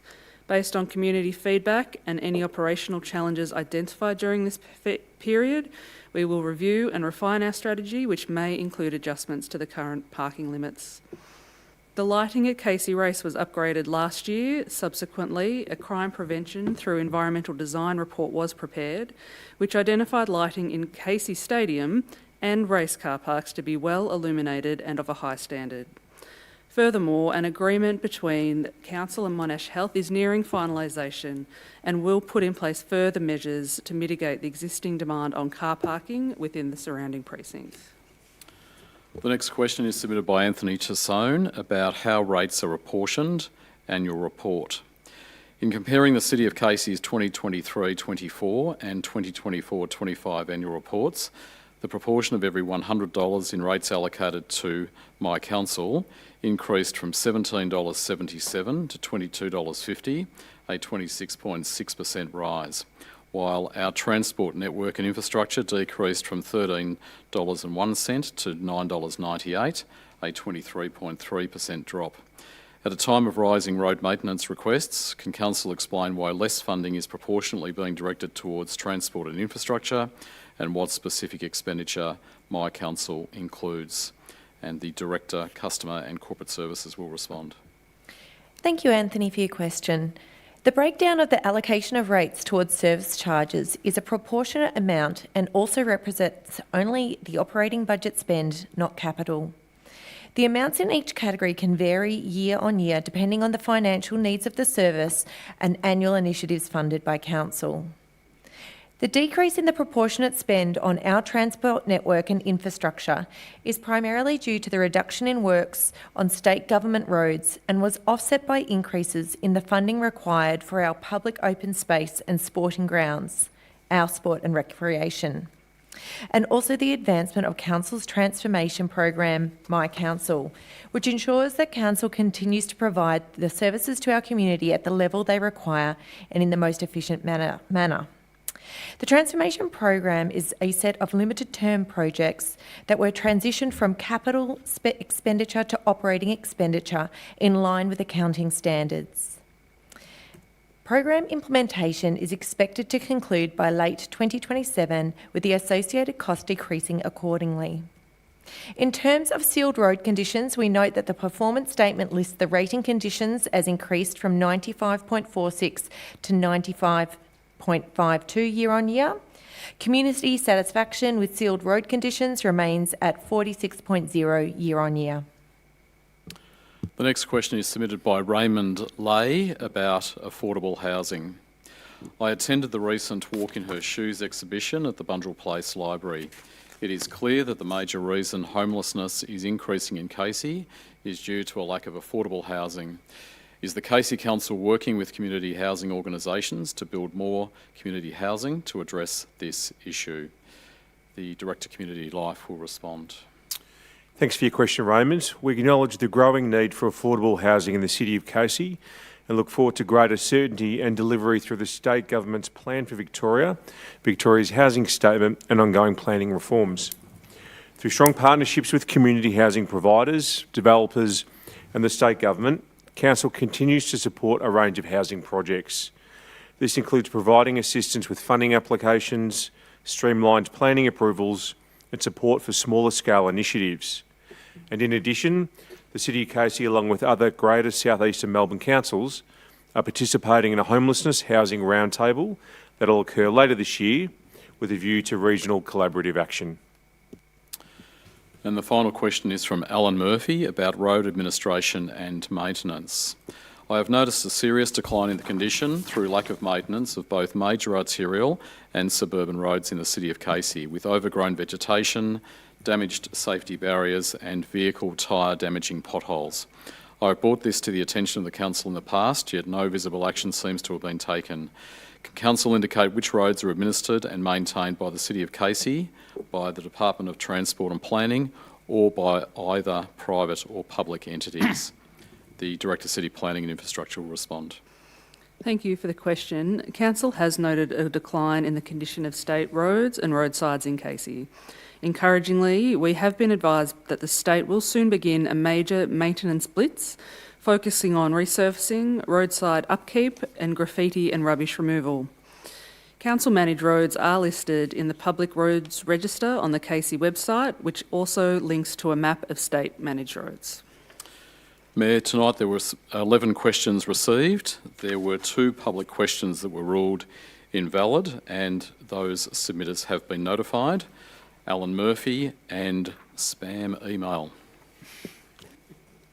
Thank you, Mr Patterson, for taking us through those public questions, and thank you to those in the gallery who have joined us to have them answered. We'll now move to item 11, which is urgent business. Are there any urgent business items to be raised? Councillor Dazon. Yes, Mayor, I would like to raise an urgent business item relating to road safety. Thank you, Councillor Dazon. Would you like to speak to this item and move the resolution? I understand that has been provided to Council today, so that's on the screen now, councillors. Yes, would you like to speak to the item and move the resolution? Yes, please. Through you, Mayor, I would like to raise a motion that Council write to the Department of Transport and Planning seeking urgent assessment and approval of Council's traffic signal change application for the intersection of Patterson's and Tuckers Road in Clyde North, noting the ongoing traffic accidents and risk to public safety. I raise this as urgent business as it relates to a matter which has arisen since distribution of the agenda.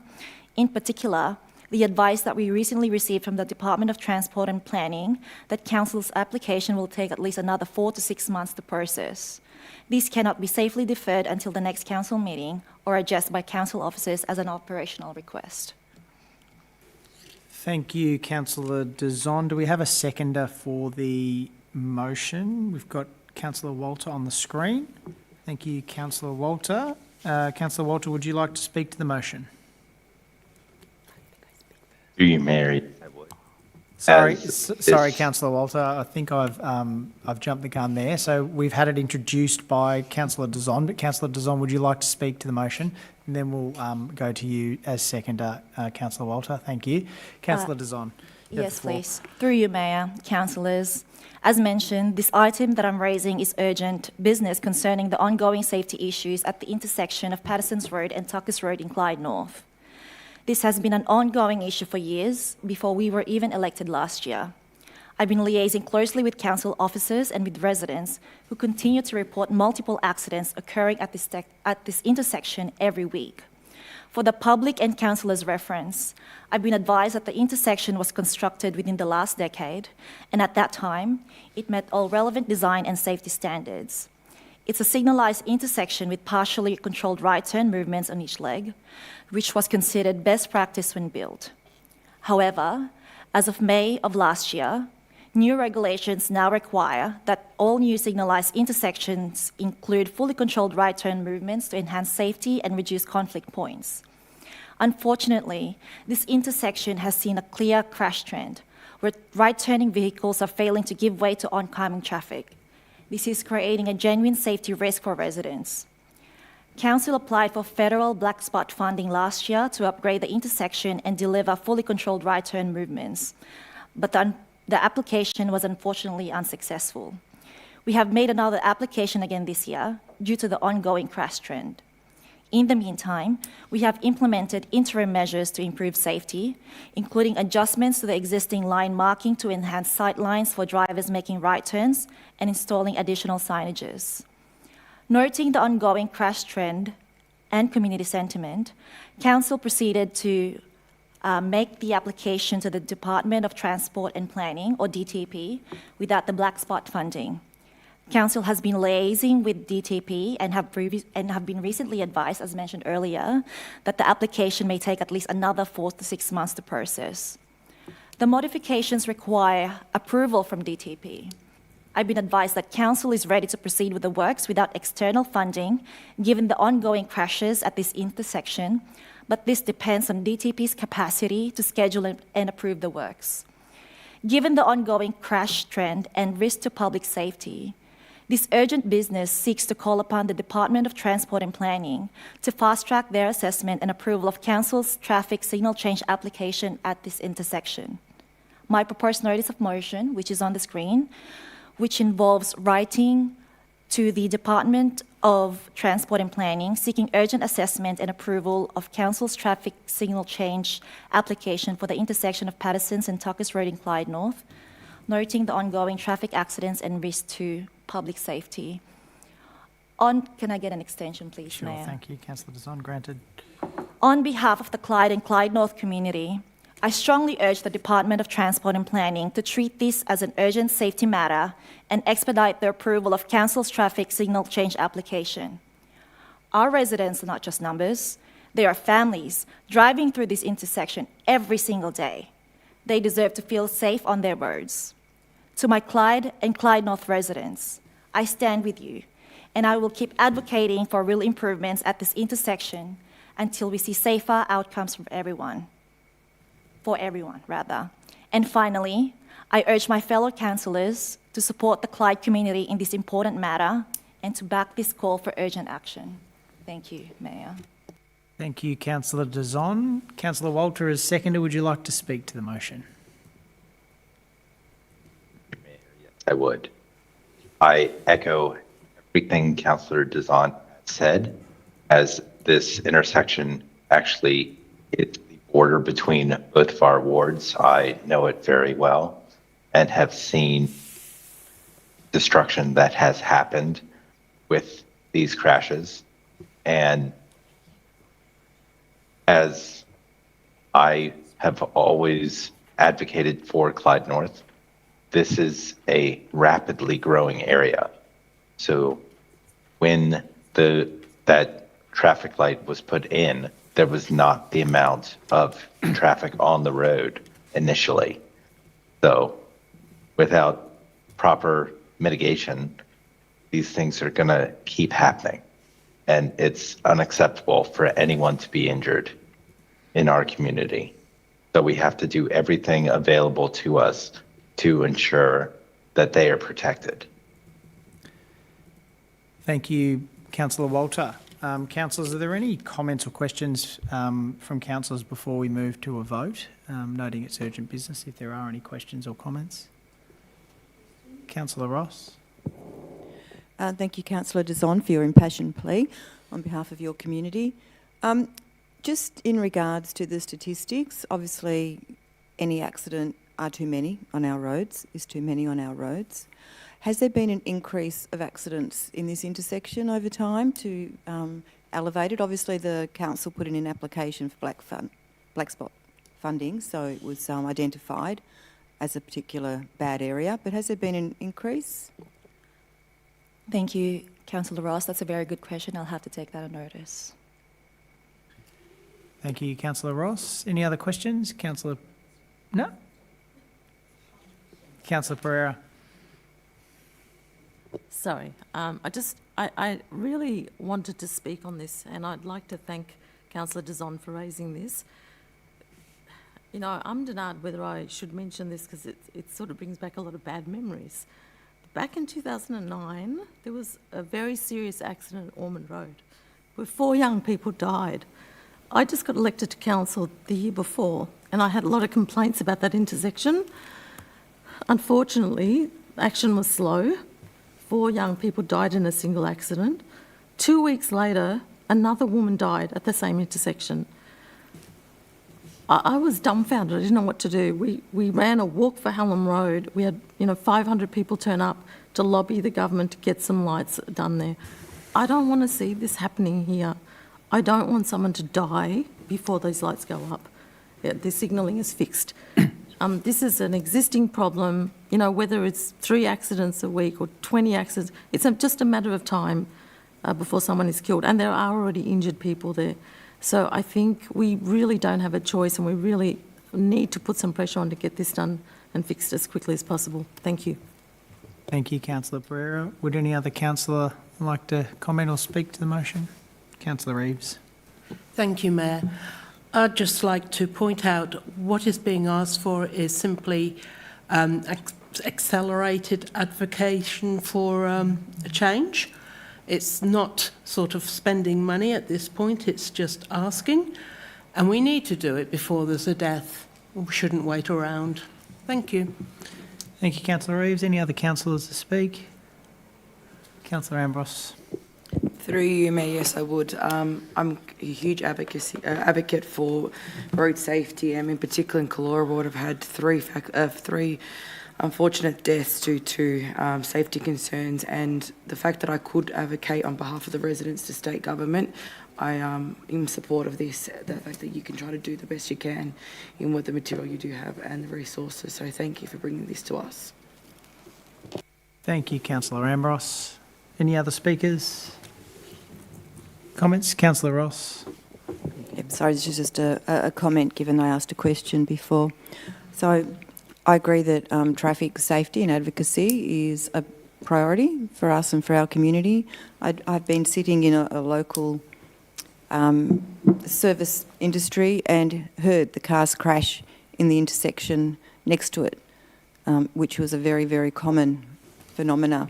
And there are lots of areas throughout Casey where we have similar problems to the one Councillor Dizon has outlined. I will support the motion. I do want to say, though, that this raises a little bit of a precedent, and I encourage all residents to keep reporting traffic accidents to the police, so we have a record. If you see it, you experience it, report it, and the more data we have to support the need for advocacy, the stronger we can advocate. Thank you, Councillor Ross. Any other speakers? No? All right, we'll put this to a vote. All those in favour of the motion on the screen, raise your hands. Thank you, councillors. Passed unanimously. Thank you, Councillor Dizon, for that motion. We will now move to closed council. So we have one closed council report. This brings us to the end of the public meeting because we have this final report which will be held in closed council. So I'd just like to take a moment to thank everyone for joining us this evening and thank you for your time, and for those online, thank you for joining us. We'll now take a short break as we move into closed council. Ask councillors to remain as we clear the gallery and offices accordingly. Thank you.